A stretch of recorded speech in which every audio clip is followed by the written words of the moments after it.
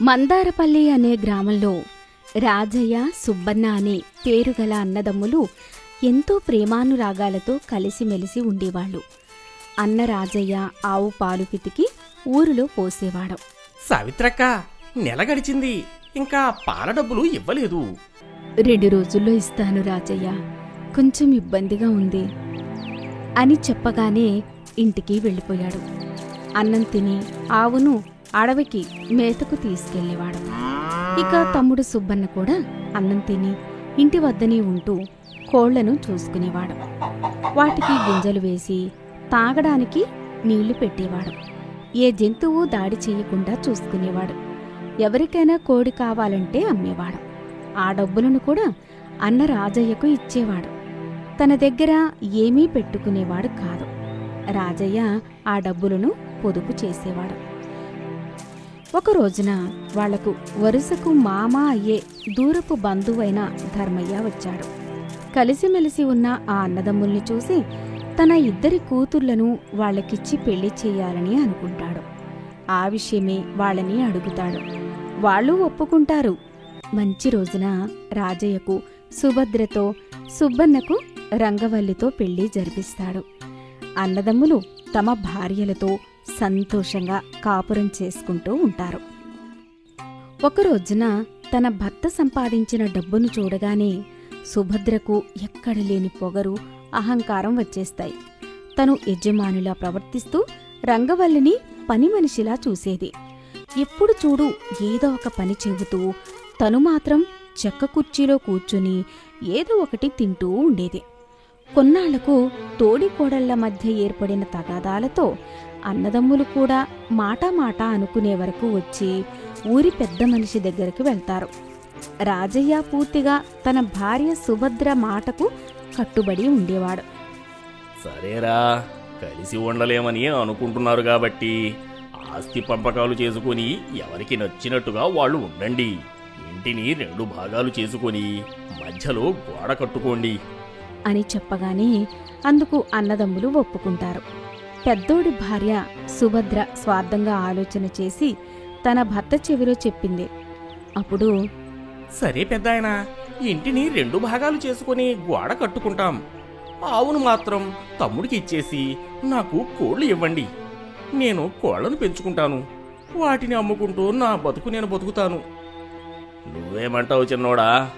మా అన్నయ్య మాట నేనెప్పుడూ కాదనలేదు అని చెప్పగానే రాజయ్య, సుభద్ర సంతోషపడతారు. రాజయ్య తనలో తాను, ఆవు ఇప్పుడు పాలు ఇవ్వడం లేదు, అది మళ్ళీ పాలు ఇవ్వాలంటే చాలా సమయం పడుతుంది. అప్పటి వరకు ఎలా బతుకుతాడు వెర్రోడు అని అనుకుంటూ ఉండగా రంగవల్లికి తన భర్తను కావాలని మోసం చేశారని అర్థమైంది. అందుకు తగిన విధంగా బుద్ధి చెప్పాలని అనుకుంది. ఇలా చూడండి అన్నదమ్ములు, ఇంటిని 2 భాగాలు చేసుకుని కోళ్లను పెద్దవాడు రాజయ్య పెంచుకుంటాడు. ఇక చిన్నవాడు సుబ్బన్న ఆవును పెంచుకుంటూ బతకాలి. గుర్తు పెట్టుకోండి. ఇక వెళ్ళండి అని చెప్పగానే అన్నదమ్ములిద్దరూ తమ భార్యలను తీసుకుని ఇంటికి వస్తారు. ఇంటిని 2 భాగాలు చేసుకుంటారు. ఒకవైపు రాజయ్య, అతని భార్య సుభద్ర కోళ్లని పెంచుతూ అదే కోళ్లని అమ్ముకుంటూ సంతోషంగా జీవిస్తూ ఉంటారు. పాలు ఇవ్వని ఆవుని చూసుకుంటూ కూలి పని చేసుకుంటూ అతి కష్టం మీద బతుకుతుంటారు. సుభద్ర కోళ్లు ప్రతిరోజు రంగవల్లి పెరడులోకి వచ్చేవి. రంగవల్లి గింజలు ఎండకు ఆరబోస్తే కావలసినంత తిని కాళ్లతో తొక్కి చల్లాచెదురు చేసేవి. రంగవల్లి రోజూ సుభద్రతో కోళ్లను తన పెరడులోకి తోలవద్దని మర్యాదగా చెప్పేది. అవి మనలాగా మనుషులు కాదు కదా, చెప్పిన మాట వినడానికి. మూగజీవులు ఎటు పడితే అటు వెళ్తుంటాయి, మనమే జాగ్రత్తగా ఉండాలి అని నిర్లక్ష్యంగా చెప్పి వెళ్ళిపోయేది. కొన్ని రోజులు ఇలాగే గడిచాయి. ఒకరోజున రాజయ్య, సుభద్ర పొరుగురు సంతకు వెళ్లి తిరిగి వస్తారు. ఇంట్లోకి వెళుతూ తన కోళ్ల కోసం సుబ్బన్న ఇంటి పెరడులోకి చూశారు. అక్కడ రంగవల్లిక నేలమీద అక్కడక్కడ పడున్న గుడ్లను ఒక బుట్టలోకి ఏరుతూ ఉంటుంది. అది చూసి ఇద్దరూ ఆశ్చర్యపోయారు. ఏమే రంగవల్లి, నీ దగ్గర కోళ్లు లేవుగా, మరి ఈ గుడ్లెక్కడివి అని ఆతృతగా అడిగింది. ఇందాక నీ కోళ్ళు ఇక్కడికొచ్చి వెళ్ళాయి, బహుశా అవే పెట్టుంటాయి అంటూ అమాయకంగా చెప్పి ఆ గుడ్లను తీసుకుని లోపలికి వెళ్ళిపోయింది. అది చూసి రాజయ్య, సుభద్ర నోరెళ్లబెట్టారు. ఇక ఆ రోజు నుంచి సుభద్ర తన కోళ్లు రంగవల్లి పెరడులోకి వెళ్లకుండా అది చూసి తన భర్త సుబ్బన్నతో, ఇప్పుడు మీకు అర్థమైందా నేను ఆ గుడ్లను దుకాణం నుంచి కొనుక్కొచ్చి పెరడులో ఎందుకు పెట్టానో? అర్థమైంది రంగవల్లి.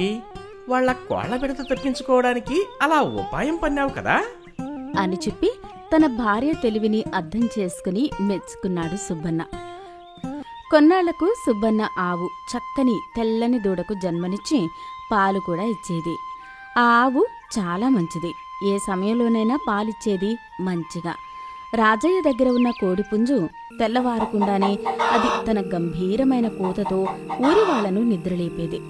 ప్రతిరోజు ఆ కోడిపుంజు కూసే 3వ కూతకు సుబ్బన్న మేలుకొని పాలు పిండడానికి కొట్టంలోకి పోయేవాడు. సుబ్బన్న దినచర్యను గమనించిన సుభద్రకు ఒక దురాలోచన వచ్చింది. తన ఆలోచనను తన భర్తకు చెప్పింది. రాజయ్య కూడా సంతోషపడ్డాడు. మరుసటి రోజు సుభద్ర తొలికోడు కూతకే లేచి గబుక్కున గోడ దూకి బయట కట్టేసి ఉంచిన ఆవు పాలన్నీ చకచకా పిండేసుకుని తిరిగి గోడ దూకి ఇంట్లోకి పారిపోయేది. ఈ విషయం తెలియని సుబ్బన్న 3వ కోడి కూతకు మేలుకొని ఆవు దగ్గరికి వచ్చేవాడు. ఆవు పాలిచ్చేది కాదు. కారణం అర్థం కాక సుబ్బన్న అయోమయంలో పడిపోయాడు. అలా రోజులు గడుస్తూ ఉంటాయి. జరిగిన విషయాన్ని తన భార్య రంగవల్లికి చెబుతాడు. ఒకరోజు రాత్రి రంగవల్లి స్వయంగా కాపలా ఉండి ఒక రాత్రంతా మేలుకొని గమనించసాగింది. కోడి కూసిందో లేదో ఒక స్త్రీ రూపం గోడ దూకి నేరుగా ఆవు దగ్గరికి వెళ్లి ఆత్రంగా పాలన్నీ పిండుకున్నది. ఆపైన ఆ ఆకారం గోడ దూకి పక్కింట్లోకి పోయింది. చూస్తున్న రంగవల్లికి విషయమంతా అర్థమైంది. రోజూ పాలన్నీ పిండుకుపోతున్న సుభద్రకు గట్టి గుణపాఠం చెప్పాలి అనుకుంటుంది. మరుసటి రోజు రాత్రి అందరూ పడుకున్న తర్వాత రంగవల్లి గాడిదను తీసుకొచ్చి ఆవు స్థానంలో కట్టేసింది. తన భార్య ఏమి చేస్తుందో సుబ్బన్నకు అర్థం కావడం లేదు. పచ్చని గడ్డి వేస్తుంది. చీకట్లో ఎవరైనా చూస్తే దాన్ని ఆవే అనుకుంటారు. తెల్లవారుజామున కోడి కూసింది. రంగవల్లి తన భర్తను నిద్రలేపింది. సుభద్ర గోడ దూకి నేరుగా ఆవు దగ్గరికి పోయింది. ఆత్రంలో దాని ఆకారాన్ని కాని పరిమాణాన్ని కాని గమనించకుండానే పాలను పిండేందుకు కూర్చుంది. అలా కూర్చుందో లేదో గట్టి తన్ను తన్నింది. అంతే. అయ్యో అంటూ పక్కకు పడింది. ఆ అరుపుకు బెదురుకున్న గాడిద సుభద్రను మళ్లీ మళ్లీ తన్ని తన ఒళ్ళు హోనం చేసేసింది. కదలలేని స్థితిలో సుభద్ర దొరికిపోయింది. తన తప్పుకు పరిహారంగా 1 వారం రోజుల పాటు సుబ్బన్న ఇంట్లో ఉచితంగా చాకిరీ చేయవలసి వచ్చింది.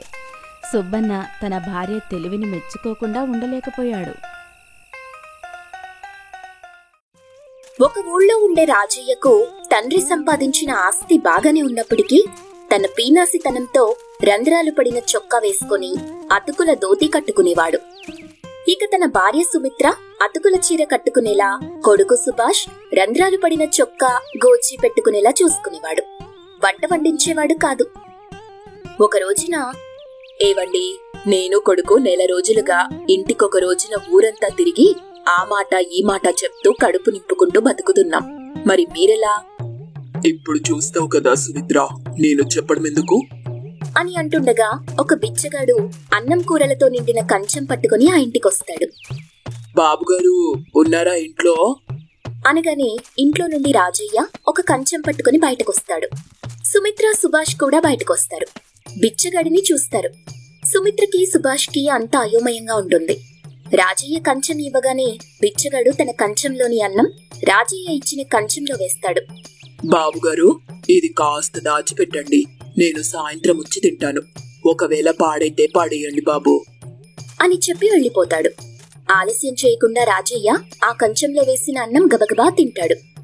వాడు సాయంత్రం వచ్చి అన్నం గురించి అడిగితే పాడైందని చెప్తాను, వాడు వెళ్ళిపోతాడు అని చెప్పగానే సుమిత్రకి సుభాష్కి అసహ్యం వేసింది. ముఖాలు తిప్పుకుంటారు. బతుకు మీద విరక్తి కలిగింది.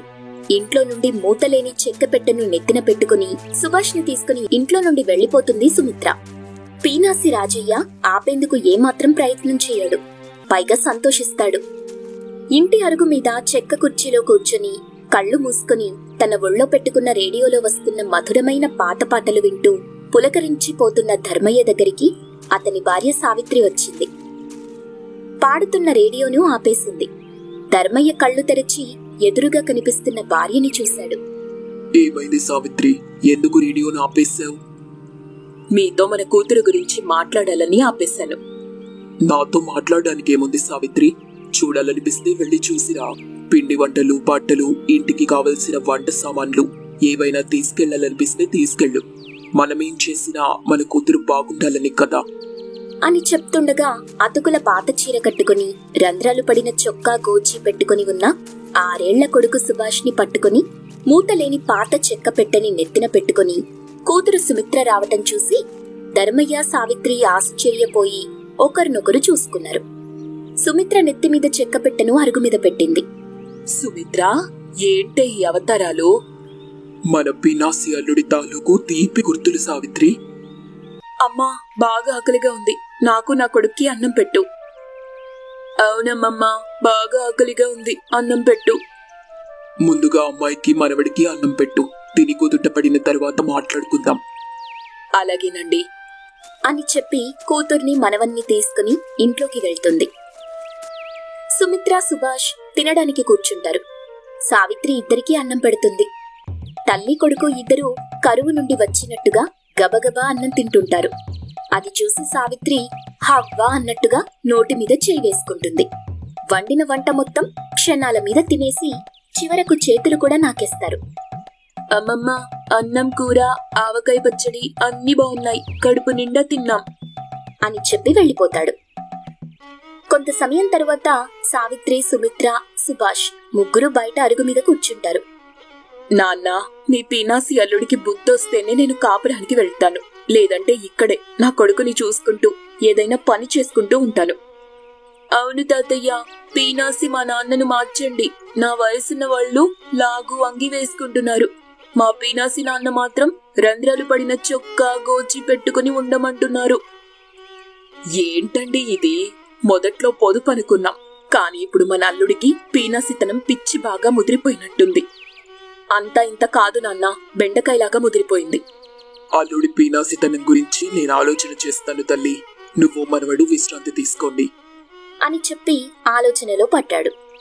అక్కడి నుండి సుమిత్ర, సావిత్రి, సుభాష్ ముగ్గురు కలిసి ఇంట్లోకి వెళ్తారు. ధర్మయ్య బాగా ఆలోచన చేసి ఇంటి నుండి బయలుదేరి పొలాల దగ్గర పనిచేస్తున్న మనోజ్ దగ్గరికి వచ్చాడు. బాబుగారు, మీరా? చెప్పండి బాబు. నువ్వు బాగా తెలివైన వాడివని ఊరంతా అంటుండే విన్నాను. నీ తెలివితో మా పీనాసి అల్లుడికి తగిన బుద్ధి చెప్పాలి అని పీనాసి రాజయ్య గురించి వివరంగా చెప్తాడు. మనోజ్ ప్రశాంతంగా అర్థం చేసుకుంటాడు. బుద్ధి చెప్పడానికి ఒప్పుకుంటాడు. మీరు ఒప్పుకుంటే నేను ఈ క్షణమే బయలుదేరి తమరి అల్లుడి గారింటికి వెళ్తాను బాబు. సరే, బయలుదేరు. ఇదిగో దారి ఖర్చుల కోసం ఉంచుకో అంటూ కొంత డబ్బిస్తాడు ధర్మయ్య. మనోజ్ ఆ డబ్బు తీసుకుని అక్కడి నుండి బయలుదేరతాడు. పీనాసి రాజయ్య బాగా ఆకలవుతూ ఉండగా గుమ్మం ముందు నిలబడి బిచ్చగాడి కోసం ఎదురు చూస్తుంటాడు. చీకటి పడింది, కాని బిచ్చగాడు రాలేదు. ఇంతలో మనోజ్ వచ్చాడు. అయ్యా, మాది మందారపల్లి గ్రామం.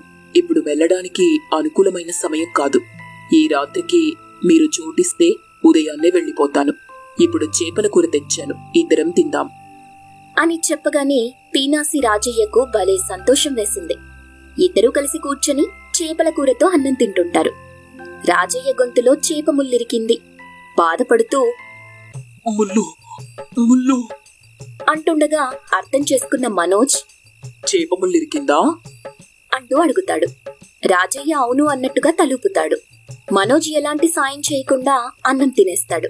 గొంతులో నుండి ముళ్ళు పోయే ఉపాయం చెప్పమని బ్రతిమాలుతూ ఉంటాడు రాజయ్య. 1000 రూపాయలవుతాయి, ఇస్తారా అని అడగ్గానే రాజయ్య ఆశ్చర్యపోతాడు. ముళ్ళు బాధ పెడుతుంటే తేరుకొని ఇవ్వనని తల అడ్డంగా ఊపుతాడు. మనోజ్ ఏమీ మాట్లాడకుండా పడుకుంటాడు. రాజయ్య ముళ్ళుతో ఇబ్బంది పడుతుంటాడు. మరుసటి రోజున రాజయ్య బాధతో ఆస్పత్రికి పరుగు తీస్తాడు. అక్కడ డాక్టర్ రాజయ్య గొంతు పరీక్షించి, ముళ్ళు బాగా గుచ్చుకొని గొంతు బాగా పాడైంది, బాగు చెయ్యాలంటే 5,000 అవుతాయి అని చెప్పడంతో రాజయ్య ఇస్తానని ఒప్పుకుంటాడు. డాక్టర్ వైద్యం చేసి మెడ చుట్టూ పట్టి వేసి ఇంటికి పంపిస్తాడు. మనోజ్ ఇంటి దగ్గరే ఉంటాడు. నేను అడిగిన 1,000 రూపాయలు ఇచ్చుంటే ఇంత బాధ ఉండేది కాదు, పైగా 4,000 మిగిలేవిగా అని చెప్పడంతో రాజయ్య వెళ్లిపోమ్మని సైగ చేస్తాడు. మనోజ్ నవ్వుకుంటూ అక్కడి నుండి వెళ్లిపోతాడు. రాజయ్య మంచంలో పడుకుని బాధపడుతుండగా భార్య సుమిత్ర, కొడుకు సుభాష్ ఇద్దరూ వస్తారు. పీనాసి రాజయ్య తన తప్పు తెలుసుకుని కూడబెట్టిన డబ్బును ఖర్చు పెడుతూ భార్య కొడుకుని బాగా చూసుకుంటూ కక్కుర్తి పడకుండా జీవిస్తూ ఉంటాడు.